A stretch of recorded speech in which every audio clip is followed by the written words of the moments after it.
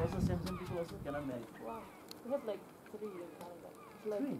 Oh, do you? well, we have tons and tons of immigrants, but we have like First Nations, Inuit, like the very, very northern people.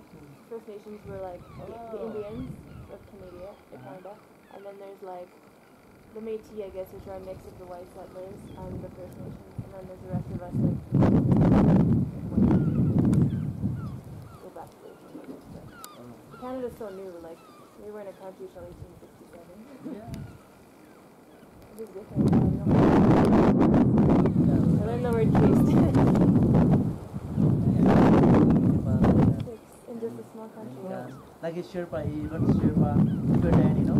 The Tibetan Sherpa also they don't marry. Like this is some Sherpa. They don't marry within the same? Or no? The Sherpa they marry. Yeah. And this Tibetan Sherpa also they had some Tibetan, the Sherpa, Sherpa means the Tibetan, the head. They won't marry. Oh. And now someone have like 5%, maybe 10%. Yeah. You think that'll keep changing as globalization? Yeah, maybe 20 years later, like freedom, like Europe.